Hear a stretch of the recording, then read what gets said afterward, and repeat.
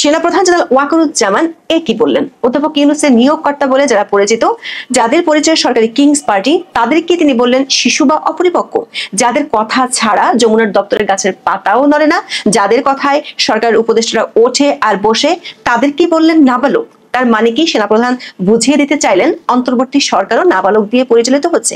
কেননা সরকারের যে সেই শিশুতোষদের দুইজন আছেন। সেনা সদস্যদের মেধা বা ঘিলু নিয়ে যারা প্রশ্ন তুলেছেন কিংবা প্রতিরক্ষা গোয়েন্দা মহাপরিদপ্তর ডিজিএফআই কে যারা গুড়িয়ে দিতে চেয়েছেন, তাদের সন্তান তুল্য বলে সেনাপ্রধান ক্ষমা করে দিতে চেয়েছেন, কিন্তু তাদের কথায় যে সরকার ওঠে আর বসে, তাদের কি হবে? সেনা সদর অফিসার্স অ্যাড্রেসে দেওয়া সেনাপ্রধানের বক্তব্য গণমাধ্যমে প্রকাশিত হওয়ার পর এমন প্রশ্ন জনমনে, বিশেষ করে সামাজিক মাধ্যমের প্রতিক্রিয়ায় ঘুরছে। বিস্তারিত জানতে চলুন যাওয়া যাক বিশ্লেষণে।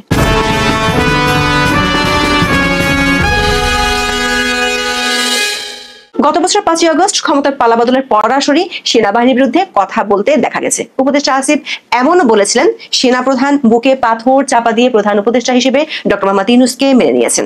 সরকারি থেকেও এ ধরনের লাগাম ছাড়া কথা বলে গত 1 বছরে সেনাবাহিনীকে অনেকটা প্রতিপক্ষে পরিণত করার চেষ্টা দেখা গেছে।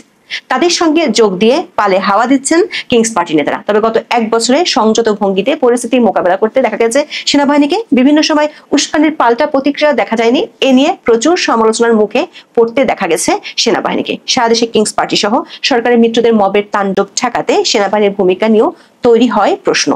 তবে একবার মনে হয়েছিল মাত্রা ছাড়িয়ে যাওয়ার পর সেনাপ্রধান জেনারেল ওয়াকারুজ্জামান কড়া বক্তব্য দিয়েছিলেন। জাতীয় শহীদ সেনা দিবস উপলক্ষে গত 25শে ফেব্রুয়ারি এক অনুষ্ঠানে তিনি মবের বিরুদ্ধে কঠোর হুঁশিয়ারি উচ্চারণ করেন। সবাইকে সতর্ক করে বলেন, যদি এ ধরনের আচরণ অব্যাহত থাকে তাহলে দেশের থেকে সেনাবাহিনীকে অদৃশ্য শত্রু বানিয়ে নিয়মিত বিরতিতে তাদের বিরুদ্ধে লড়াই করছেন এনসিপির নেতারা। তাদের পেছনে দীর্ঘদিন ডক্টর মোহাম্মদ ইউনূস সরকারের মদদের বিষয়টিও ছিল স্পষ্ট। সরকারের থেকেও উপদেষ্টা মাহফুজ আলম এবং আসিফ মাহমুদকে স্বাধীনতা এবং সার্বভৌমত্ব হুমকির মুখে পড়তে পারে। আমি সতর্ক করে দিচ্ছি, পরে যদি বলা হয় যে আমি সতর্ক করিনি, তখন সেটা সহ্য করা হবে না।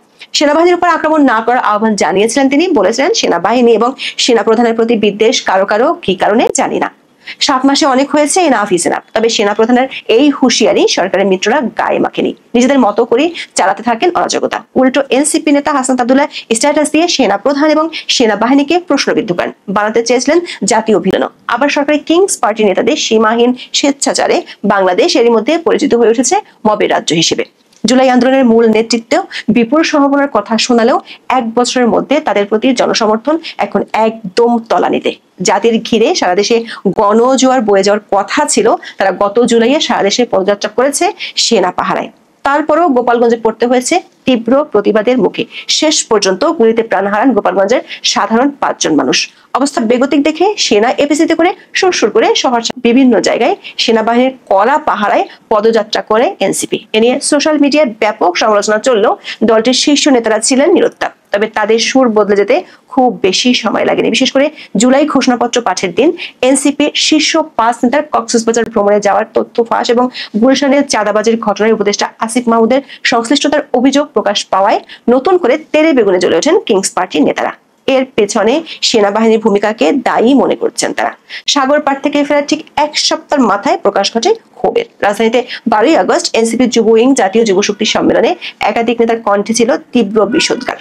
অনুষ্ঠানে ডিজিএফআই কে পুনর্গঠনের দাবি তোলেন এনসিপির মুখ্য সংগঠক হাসনাত আব্দুল্লাহ। মাত্র 1 মাস আগে সেনা এপিসিতে চড়ে হাসনাতের গোপালগঞ্জ ছাড়ার দৃশ্য ফেসবুকে ভাইরাল হয়েছিল, অথচ 12ই আগস্ট তিনি হুঙ্কার ছাড়েন প্রতিরক্ষা গোয়েন্দা সংস্থার বিরুদ্ধে। বলেন, ডিজিএফআই নামে যে সংগঠনটি রয়েছে সেটির বিরুদ্ধে যথাযথ ব্যবস্থা নিতে বাধ্য হন কিংস পার্টির শীর্ষ নেতারা। সেই নেতারাই যারা সেনাবাহিনীকে জাতীয় ভিলেন বানাতে চেয়েছিলেন তারাই। দর্শক, গোপালগঞ্জ থেকে এপিসিতে লজ্জাজনক উদ্ধারের পর কক্সবাজার চট্টগ্রামের মতো হবে। বাংলাদেশের বিরুদ্ধে ষড়যন্ত্র রুখতে ডিজিএফআই এর কোনো কার্যকর পদক্ষেপ নেই বলেও অভিযোগ করেন সেনাবাহিনীর কৃপাধন্য হাসনাত। বলেন, প্রয়োজনে প্রতিষ্ঠানটাকে ব্যান করে দিতে হবে। এর 4 দিন পর আরেক বোমা ফাটান এনসিপির আরেক আলোচিত নেতা নাসিরউদ্দিন পাটোয়ারি। তার দাবি, বাংলাদেশের সেনাবাহিনী সংবিধান বা রাষ্ট্রের কিছুই বোঝে না, তাদের ঘিলু আছে কিনা এমন সন্দেহ প্রকাশ করেন পাটোয়ারি। বলেন, তারা মেধাহীনতার কারণে অস্ত্র চালাতেও পারে না। দর্শক, এর আগে শহীদ মিনারে 23 আগস্ট এনসিপির প্রধান নাহিদ ইসলামও কাঠগড়ায় দাঁড় করান সেনাবাহিনীকে। দাবি করেন, 1 বছরে তারা সেনাবাহিনীকে জনগণের প্রতিষ্ঠান হিসেবে গড়ে তুলতে পারেনি। প্রশ্ন হলো, জনসমর্থন তলানিতে থাকা কিংস পার্টি কোন ক্ষমতার জায়গা থেকে দেশের জাতীয় প্রতিষ্ঠান সেনাবাহিনীকে এভাবে বিতর্কিত করছে? যারা নিজেরাই দিনের পর দিন সেনা পাহারায় দেশে ঘুরছে, তাদের মুখে নতুন করে কেন এমন বৈরী সুর? অথচ আগস্টে এসে সেনাবাহিনীর প্রতি বিরূপ এনসিপি আগের মাসে ছিল বেশ কৃতজ্ঞ। এমনকি দলটির অন্যতম প্রভাবশালী নেতা সার্জিস আলমকে ফেসবুকে পোস্ট দিয়ে সেনাপ্রধানের গুণগান গাইতেও দেখা গেছে। প্রশ্ন হলো, এর কয়েকদিনের মধ্যে কি এমন ঘটলো যে কারণে এনসিপির চক্ষুশূল হয়ে উঠলো সেনাবাহিনী? নিজেদের নেতাদের বিতর্কিত কর্মকাণ্ড এবং অপরাধের তথ্য ফাঁস হওয়ার দায় কেন তারা চাপাতে চাইছে সেনাবাহিনীর উপর? সেনাবাহিনীর একাধিক সূত্র বলছে, সেনাবাহিনী নিয়ে একের পর এক কটু মন্তব্য, এমনকি সেনা সদস্যদের মেধা নিয়ে বাজে মন্তব্য করায় সেনা সদস্যদের মধ্যে ক্ষোভ দেখা দিয়েছে।